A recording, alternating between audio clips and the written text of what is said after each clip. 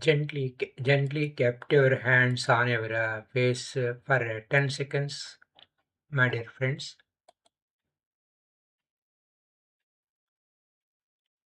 10, 9, 8, 7, 6, 5, 4, 3, 2, 1, 0. చేతులు చూస్తూ నెమ్మదిగా కళ్ళు తెరుద్దాం. 5, 4, 3, 2, 1, 0.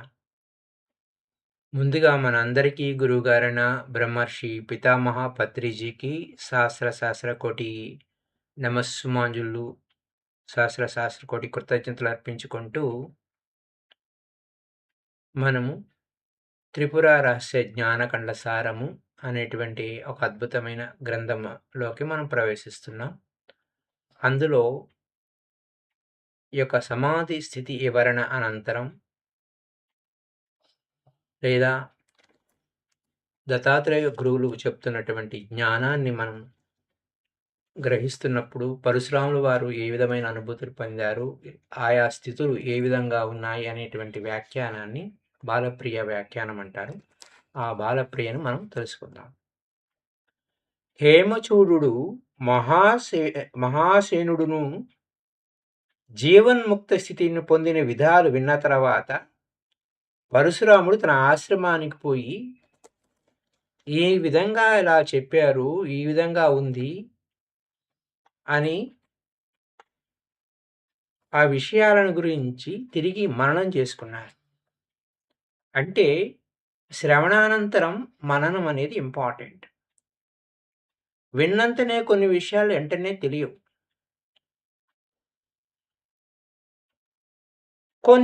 కొన్ని కొంచెం తెలిసినట్లు అనిపిస్తూ ఉంటుంది. మననం చేయనప్పుడే ఏ విషయాలు కొంచెము తెలిసినచో కొంచెమే తెలిసినట్లు అనిపిస్తే అవి తెలియని దానితో సమానమవుతాయి అని స్పష్టమవుతూ ఉంటాయి. విన్న వెంటనే తెలిసినవి కూడా కొత్తగా మనసుకు గోచరించినవి కానీ ఇది ఖచ్చితం ఇదేనా అనేటువంటి విషయం మనసుకు పట్టదు. మిరియాలు మంచివి, ఏమైనా శ్లేషం ఉంటే హరిస్తుంది అని గురువు శిష్యుడికి చెప్పినప్పుడు అప్పుడే కొత్తగా విన్నాడనుకోండి. అప్పుడు ఏ విధంగా అనిపిస్తది?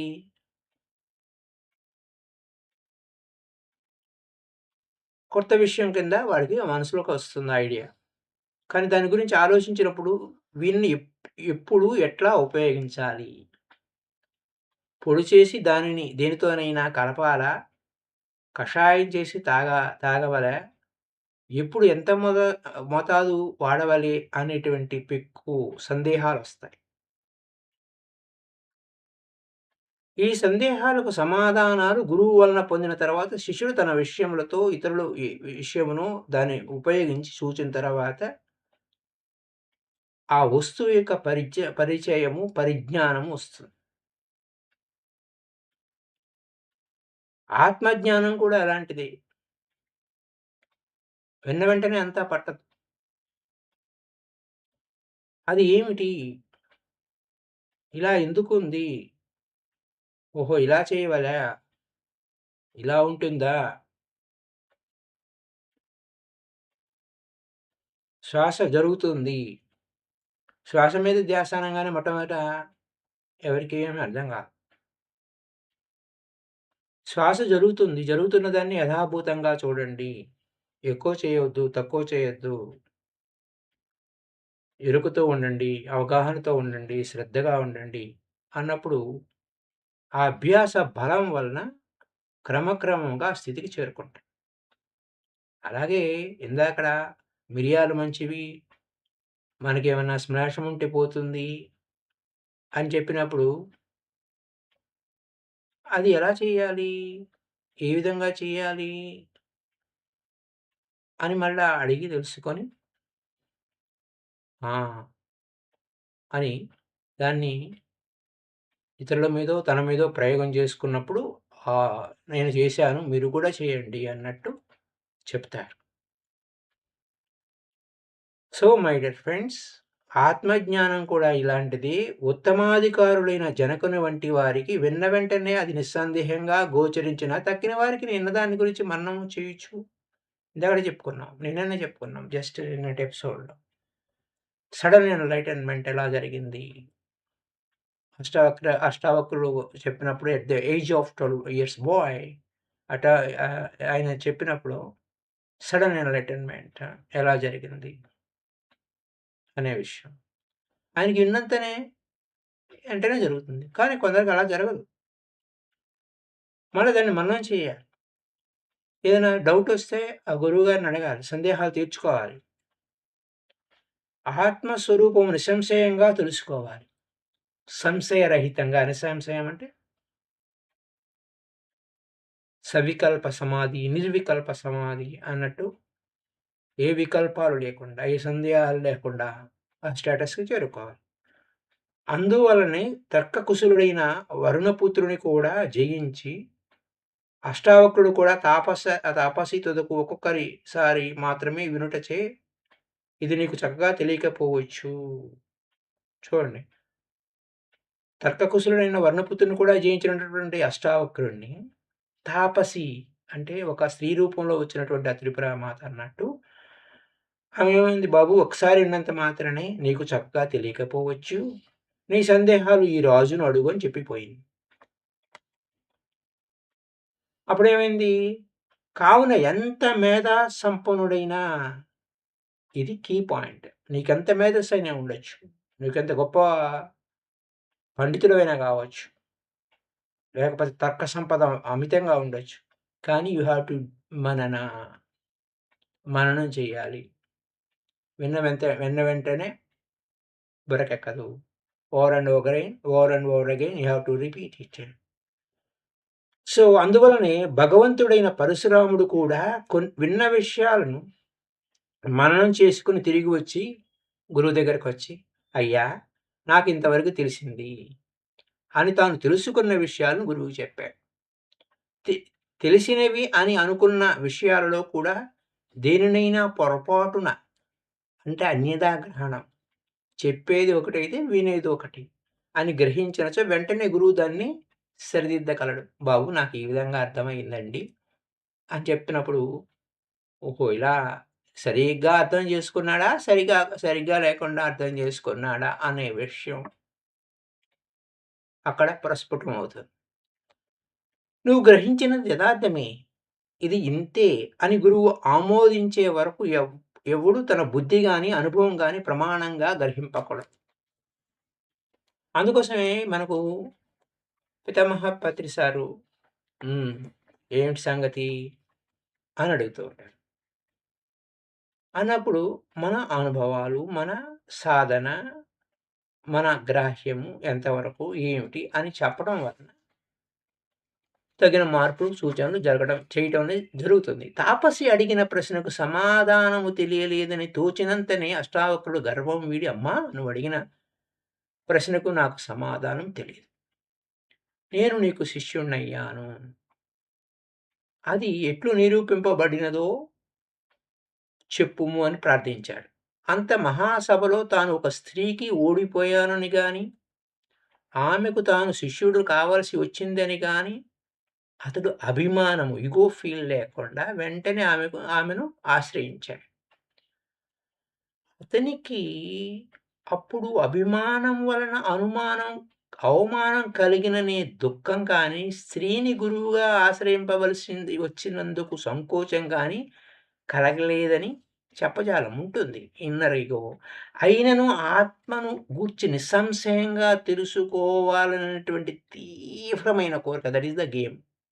తీవ్రమైన కోరిక చేత అతడు సకల సంకోచములను త్రోసివేసి నా ఇతి, నా ఇతి, నా ఇతి అని చెప్పేసి వాటిని పక్కకు నెట్టేశాడు.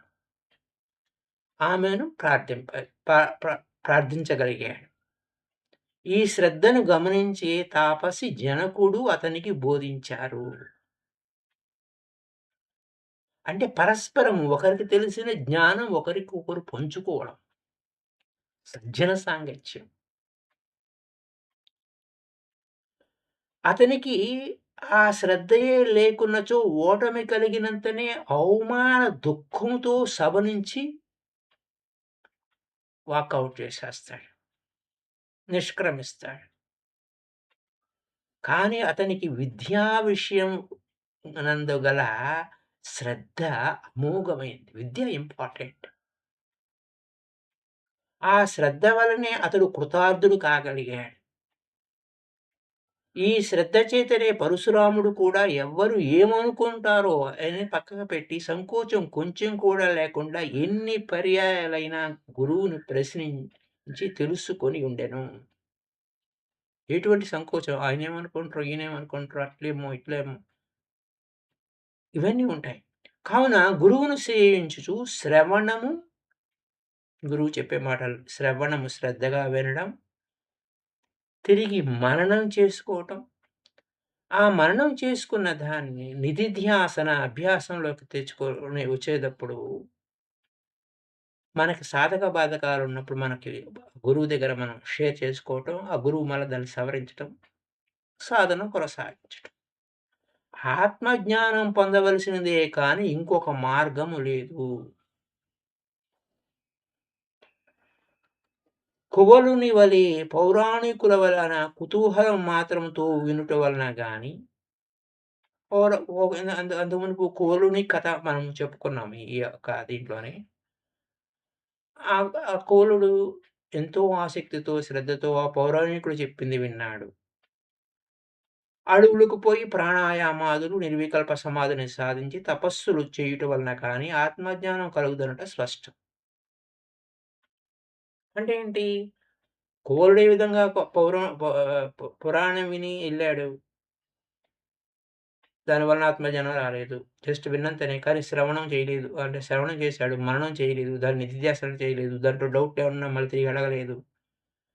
అలాగే నువ్వు అడవికి పోయి ప్రాణాయామం చేసి నిర్వికల్ప సమాధి సాధించి తపస్సు చేయటం వలన తపస్సు చేసావు నిర్వికల్ప సమాధి అయింది. 10,000,00,00,000 సంవత్సరాలు వాళ్ళు నిర్వికల్ప సమాధిలో ఉన్న ఆ లోపల వికారాలు కొన్ని ఏమైనా దాగుని ఉంటే ఏ విధంగా జరిగిందనే కథ కూడా మనం విన్నాం. కాబట్టి ఏమైంది? ఆత్మజ్ఞానం కలగలేదు. సరే బావుంది. ఈశ్వరానుగ్రహం కూడా మనకు కొంతవరకు అనగా ఈశ్వరానుగ్రహం అంటే ఏం లేదు. ఈశ్వరుడు అంటే ఎవరు లేదు? సద్గురువే ఈశ్వరుడు. సద్గురువును చూపి ఆయన యందు శ్రద్ధ కలిగించే వరకు తోడ్పడను. ఆ పైన శ్రవణము, మననము, నిధిధ్యాసన వలనే గురుసేవాపూర్వకమైన స్వయం కృషి సెల్ఫ్ ఎఫర్ట్ ఎవరికి వారే సాధన చేసుకోవాలి. ఎవరికి వారి స్వయం కృషి చేతనే కొనసాగవలె. దత్తగురువు చెప్పిన మాటలు ఇది స్పష్టమవుతుంది. మన యందు ప్రతిదినము సద్విమర్శనం పెంపొందించుచున్నటయే మనచే ఆరాధించబడిన ఈశ్వరుడు ప్రసన్నుడై సద్విమర్శ, కువిమర్శ కాదు. మనల్ని మనం నిందించుకోవడం కాదు. తప్పు చేస్తే ఓకే. సరి చేసుకుంటాం.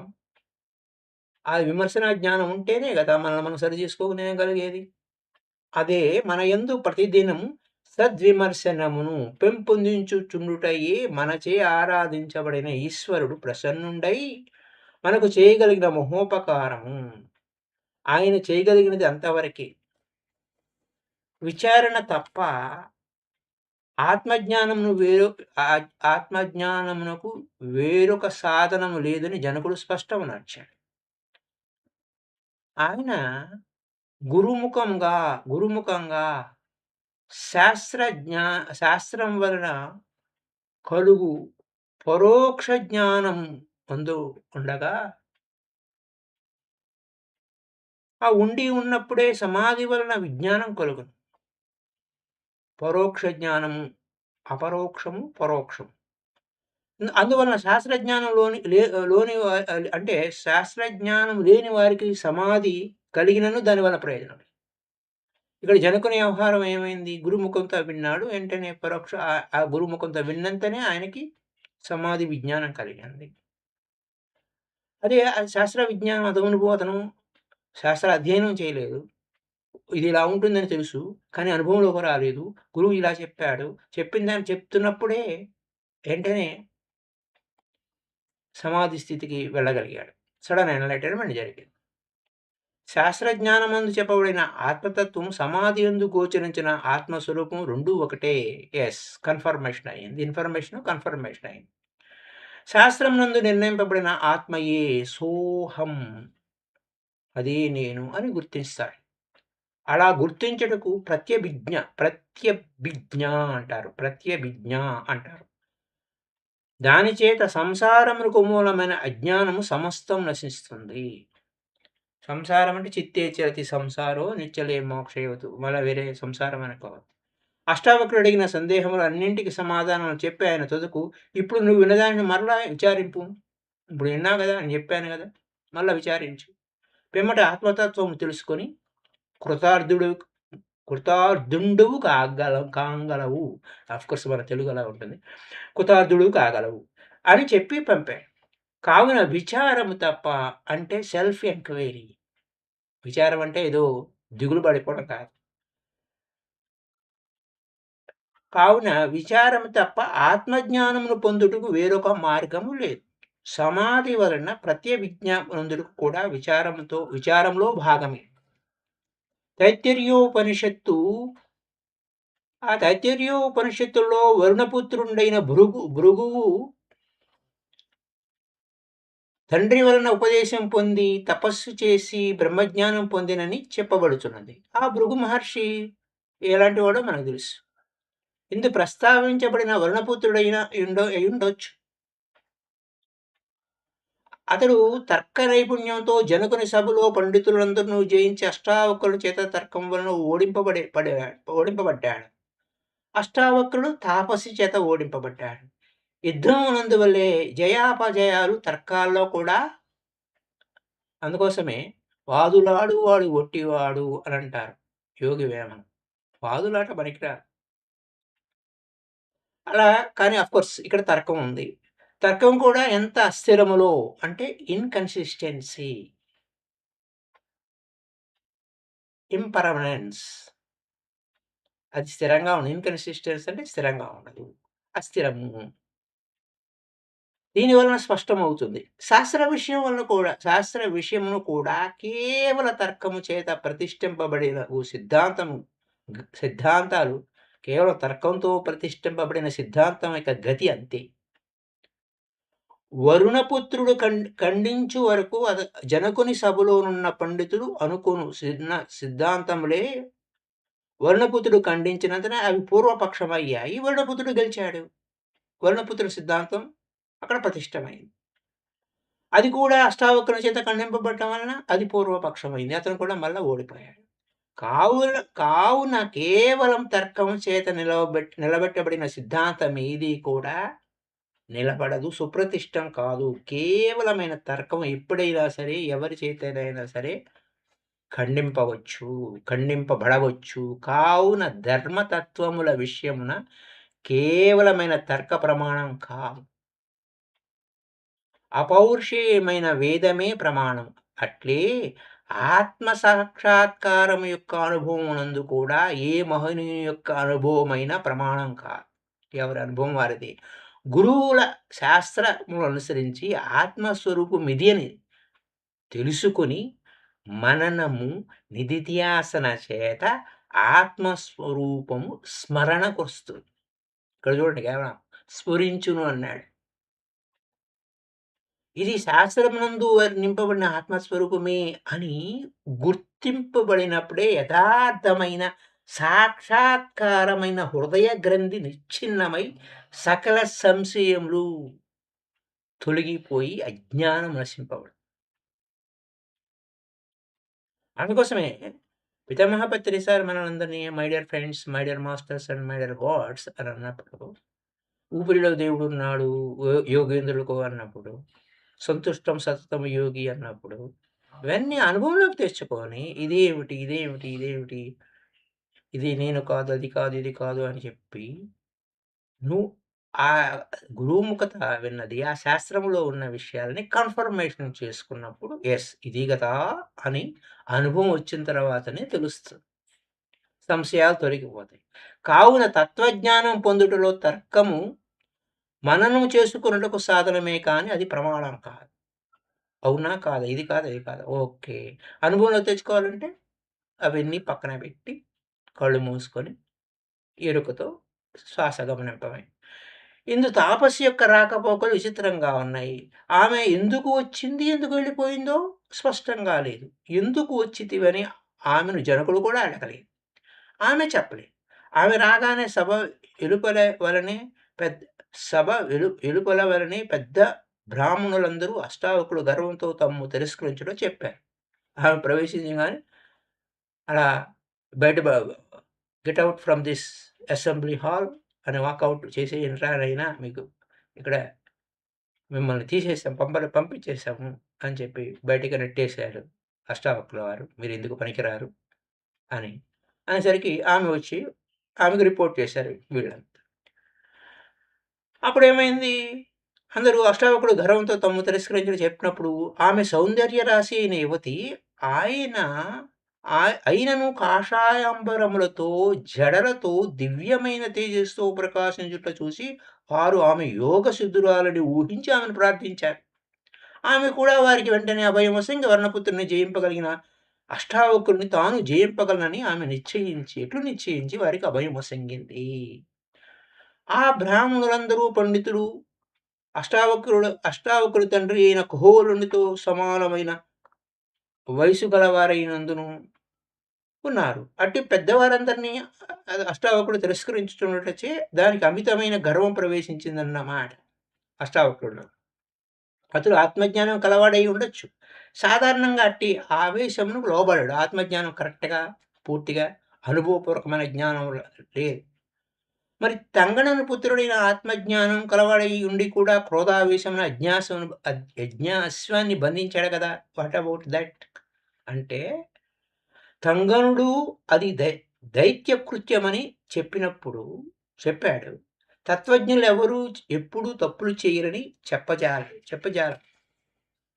తత్వం తెలిసినా గాని తప్పు చేయరని ఎవరు చెప్పలేరు. కావున బ్రహ్మజ్ఞానం కలవాని వర్తనం కూడా ధర్మమునకు ప్రమాణం కాదు. ఈ కారణం చేత భగవంతుడు కూడా ఇది చేయదగినది, ఇది చేయరానిది అని ఏర్పాటుకు నీకు శాస్త్రమే ప్రమాణం. కావున శాస్త్ర విధానము తెలుసుకొని ఆ ప్రకారంగా నువ్వు ఏ కార్యమునైనా చేయవలసి ఉన్నది అని శాస్త్రమే ప్రమాణమని ఉద్ఘాటించారు. ఏవి మా ముందు సుచరితములో వానినే నువ్వు అనుసరింపవలెను. ఇతరులను అనుసరింపరాదు సుచరితములో అని ఆచార్యునుపదేశ రూపమైన వేదము కూడా విధించుచున్నది.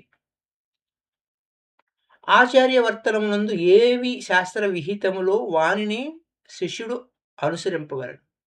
శాస్త్ర విధికి భిన్నములైన ఇతర వర్తనములను అనుసరింపరాదు. కావున బ్రహ్మజ్ఞానం కలవారు కూడా ప్రారబ్ధ వశమున తప్పులు చేస్తూ ఉంటారు. బ్రహ్మజ్ఞానం అబ్బో! వారికి బ్రహ్మజ్ఞానియే అని అనుకోవడానికి లేదు.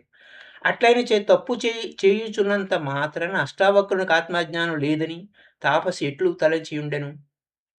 అతనికి ఆత్మజ్ఞానం మున్నను లేకున్నను ఆమె అతనిని తత్వమును గురించి ప్రశ్నించుట సమంజసమే. అతనికి ఆత్మజ్ఞానమున్నచో ఆమె ఆత్మను గురించి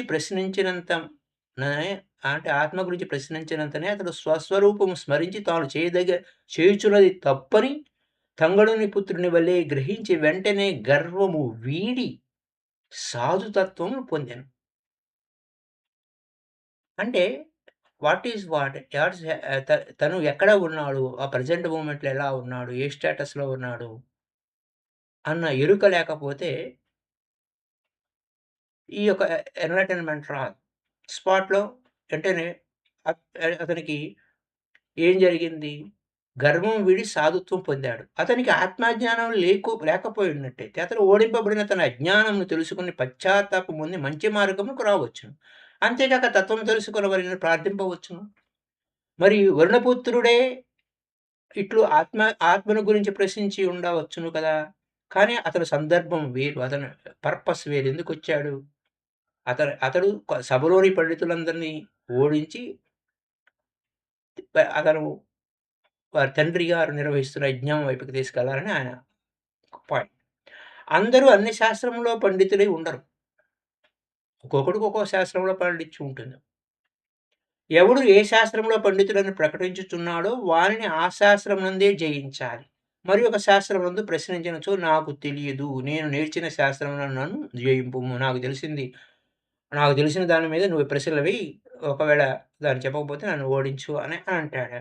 అందువలన వరుణపుత్రుడు ఆ పండితులను వారు నేర్చిన శాస్త్రములందే తర్క నైపుణ్యములతో జయించాడు. అష్టావక్రులతో వాదం కూడా అలాగే జరిగింది. అప్పటికి అతని యందు ఆత్మజ్ఞానం లేదని ఊహించుట కూడా అవకాశం ఏర్పడలేదు. అప్పటికి అతడు తండ్రిని తక్కిన పండితులను దుస్థితి నుండి తప్పించుటకే పూనుకొని ఉన్నాడు. అది కేవలం ధార్మికమైన గొప్ప సంకల్పం. అప్పుడు అతడు ధర్మవీరుడిగా ఉన్నాడు. అట్టి ధర్మవీరునికి ఆత్మజ్ఞానం ఉండదని అతడు ఊహించి ఉండడు. ఒకవేళ అతడు తత్వమును గురించి ప్రశ్నించినచో అష్టావకుడు అప్పటి పరిస్థితిలో అది నాకు తెలియదు. నేను నేరవని శాస్త్రమునందు నీవు ప్రశ్నింపరాదు. తర్కమునందు నీవు పండితుడవని పండితులందరూ జయించితివి. ఆ తర్కమునందే నేను నిన్ను జయించాను. కావున నువ్వు ఓటమిని అంగీకరింపవలసిందే అని చెప్పగలడు.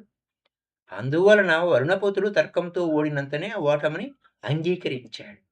వరుణపుత్రుడు పండితులనందరూ తెచ్చి అప్పగించాడు. అష్టావక్రునికి గర్వం ఆవేశించింది. ఓడిపోయాడు కదా! ఆయన నిర్బంధించిన పండితులందరిని తెచ్చి అప్పగించాడు. అందువలన అప్పుడు అతడు తానే సర్వజ్ఞుడిని, తనకన్నా మించినవాడు లేడని ఆ గర్వం వల్ల ఆ భావం వచ్చేసింది. ఆ సమయంలో తాపసి వచ్చి తత్వం గురించి ప్రశ్నించింది. అతడు అప్పటికి గురుసృష్ట చేసి ఆత్మతత్వం గురించి తెలుసుకోలేదు ఆయన. ఆయనకు తెలీదు. జస్ట్ అష్టావక్రుల వారు అప్పుడు గురుసృష్ట చేయలేదు. వేదములను అధ్యయనం చేసినప్పుడు ఉపనిషత్తులు కూడా వల్లించి ఉండాలి. ఆ వేదాంత వాక్యమునకు తర్కశాస్త్రముతో తనకు తోచినట్లుగా అర్థం చేసుకొని ఉండెను. అందువలన అది తనకు అర్థమైనట్లే అనుకొనొచ్చు.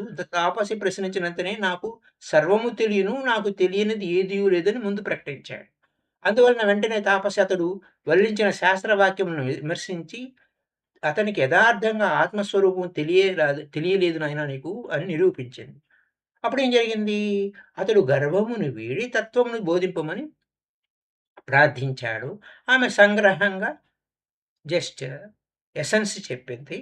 వెంటనే అంతర్ధానమైంది.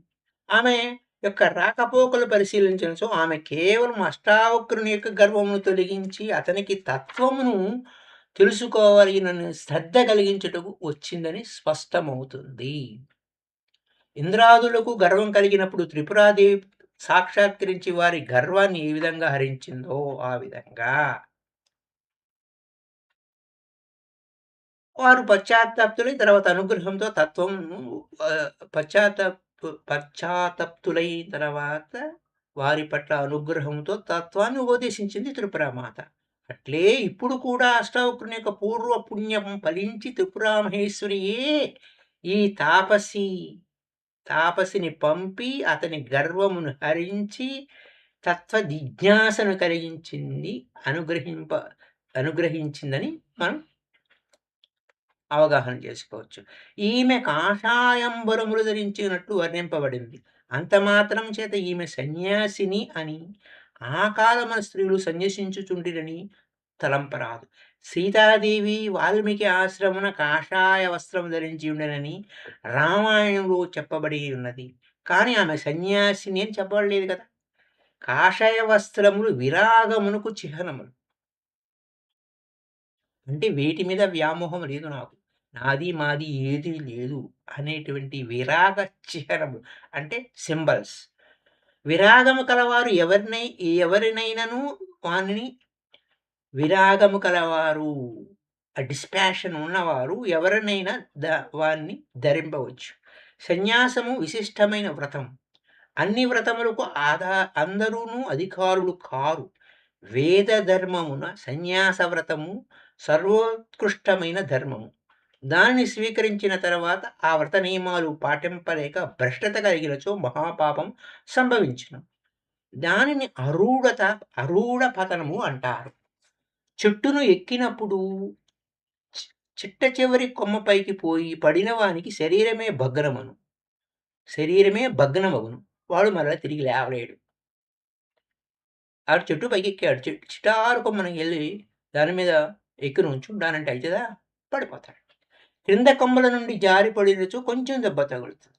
వాడు చికిత్స వలన మరలా కోలుకుంటాడు. శరీరం భగ్నమైతే అంటే పూర్తిగా డ్యామేజ్ అయిపోతే చికిత్సకు అవకాశం ఉండదు. అట్లే బ్రహ్మచర్యం మొదలగు ఆశ్రమాల్లో పతనము సంభవించినచో ప్రాయశ్చిత్తముతో బాగుపడవచ్చు. ధర్మవృక్షమునకు చిట్ట చివరి కొమ్మ సన్యాస వ్రతం. ఆ కొమ్మను అందుకున్నవాడు అరూఢుడు. ఆరోహణమనగా ఎక్కుట. పైకి ఎక్కినవాడు ఆరూఢుడు. అంత పైకి ఎక్కి పడిన వానికి సర్వనాశనమే సంభవించును. అందువలన వేద ధర్మమున సన్యాస వ్రతము బ్రాహ్మణులకు అందును పురుషులకే పరిమితమై ఉన్నది. క్షత్రియాదులకు స్త్రీలకు సన్యాసాధికారము లేదు. కావుననే శ్రీరాముడు, శ్రీకృష్ణుడు, జనకుడు, భీష్ముడు, విదురుడు మొదలగు వారు ఎవరినూ సన్యసింపలేరు. తంగండు కూడా కోట్లాది సంవత్సరాలు తపస్సు చేయుచున్నను సన్యసించలేదు. తంగడుని భార్య, కుమారుడు క్రామ క్రోధములు వశవులై వర్తించినారన్నచో ఇతరుల సంగతి చెప్పవలసిందేముంది? కోట్లాది సంవత్సరాలు ధ్యానం చేసినా గాని. సన్యాసులకది పతనమే యగును. ఈ కారణం చేతన వశిష్ఠ, విశ్వామిత్రాది మహర్షులు కూడా సన్యాసము జోలికి పోలేదు. మహర్షులు వారంతే. అంటే సన్యాసమునికి వెళ్ళలేదు. ఈ కారణం చేతనే వశిష్ఠ, విశ్వామిత్రుడు కూడా సన్యాసం జోలికి పోలేదు. మహర్షులందరూ వానప్రస్థులు. ఇక్కడ కీ పాయింట్. వానప్రస్థులు కూడా కాదు. అనేకులు తపస్సులు చేయుచు గృహస్థులుగానే ఉన్నారు. వశిష్ఠ, విశ్వామిత్రుడు తపస్సు చేయుచు సంతానం పొందించుచుండరి. వానప్రస్థులు బ్రహ్మచర్యమును అవలంబింపవలను. అందువలన వానప్రస్థమును సంతానము సంభవింపదు. గృహస్థులైన మహర్షులకు పుత్రికలు కలిగినప్పుడు సాధారణంగా తగిన వరులకి వివాహం చేయుచున్నారు. ఆ కన్యకల మనసు యొక్క శరీరముల యొక్క దారుఢ్యమును అనుసరించి యోగ విద్య కూడా నేర్పించారు. అట్టివారు కొందరు తపస్వినులుగానే కొనసాగించుతున్నారు. మరి కొందరు మహర్షులకు భార్యలై తపస్సులు చేయుచున్నారు. అత్రి మహర్షి భార్య దత్తగురువు యొక్క తల్లి అనసూయాదేవి మహాతపస్సు చేసిన అత్రి మహర్షియే శ్రీరామునికి చెప్పాడు. అట్టి తాపస స్త్రీలలో కొందరు యోగ సిద్ధులనే కాక ఆత్మజ్ఞానమును కూడా పొంది ఉన్నారు. అంటే అందువలన అక్కడ తపస్సు అంటే మనకి న్యూ ఏజ్ స్పిరిచువాలిటీలో మెడిటేషన్ అన్నట్టు. అష్టావక్రుని జయించిన ఆ తాపసి అట్టి సిద్ధురాలి.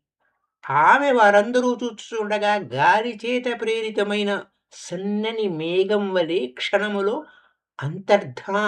అంతర్ధానమునందుట గమనించదగినది. అనగా ఆమె సంకల్ప మాత్రము చేత భౌతిక శరీరాన్ని వదిలిపెట్టినదన్నమాట. రాజసభకు పోవుచున్నప్పుడు విద్వాంసులు విశేష వస్త్రములు, ఆభరణములు ధరించి ఇంటికి వచ్చిన తర్వాత వారిని తీసివేసి తేలికగా నుండేటువంటి వస్త్రాలు ధరిస్తూ ఉంటారు. ఆ వస్త్రములు తీసివేయు వరకు అవి బరువుగా, చికాకుగా ఉంటాయి. అట్లే అవధూత స్థితికి వచ్చిన వారికి, సంవర్తుని వంటి వారికి వస్త్రముల వలె స్థూల శరీరం కూడా బరువుగానే తోచుచుంటుంది. అందువలన వారు ఎప్పుడైనను జనులతో వ్యవహరింపదలుచుకున్నప్పుడు అప్పటికి తగిన శరీరాన్ని వేషం వలె ధరిస్తారు.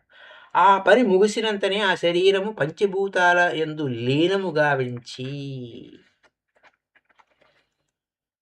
సూక్ష్మములు దివ్యములైన శరీరములతో దేవతలై యథేచ్ఛగా విహరిస్తూ ఉంటారు. ఇట్టి యోగ సిద్ధులు కలిగిన ఇండుట వలన ఆ తాపసి సౌందర్యము, యవ్వనము కలిగియుండియు ఏకాకినిగా రాకపోక సలిపగలిగింది. మనుషులలో రాక్షసులు కాముకులై ఆమెను సమీపించినచో ఆమె తక్షణమే అదృశ్యం కాగలదు. అట్టి సామర్థ్యము లేని స్త్రీలు శీలరక్షణ కొరకు, శరీర భద్రత కొరకు భర్ద భర్తనో, పుత్రునో ఆశ్రయించి ఉండవలయునే కాని స్వాతంత్ర్యముతో వర్తింపరాదనుట స్పష్టం. So, this is the game my dear friends. విత్తి అనే పదము అంతకు మునుపు వాడాము. ఆ విత్తి అనే పదం శుద్ధమైన మనసు. అంటే కంప్లీట్ ప్యూర్ మైండ్. ఆ ప్యూర్ మైండ్ అన్నట్టు. శుద్ధమైన స్వయం ప్రకాశకమైన మనసే నీవు. నువ్వెవరు? శుద్ధమైన స్వయం ప్రకాశకమైన మనసే నీవు. చూడండి చివరికి ఆ మనసే నీవు. ఎప్పుడు? జీరో స్టేట్‌లో శుద్ధమైన స్వయం ప్రకాశకమైన మనసే నీవు. సో, అలాంటి మనసు యొక్క రూప నిరూపణము అనే టాపిక్ రేపటి ఎపిసోడ్‌లో తెలుసుకుందాం. Up to now happy day to you all masters. Thank you for your kind support. Without any అంటే ఆఫ్‌కోర్స్ మెడిటేషన్‌లో కేవలం అంటే no music, no sounds and nothing is there. దానిలో పాల్గొంటున్న మిత్రులందరికీ, విజిబుల్ అండ్ ఇన్విజిబుల్ మాస్టర్స్ అందరికీ థాంక్ యూ. కృతజ్ఞతలు. Happy day to you all. Bye bye.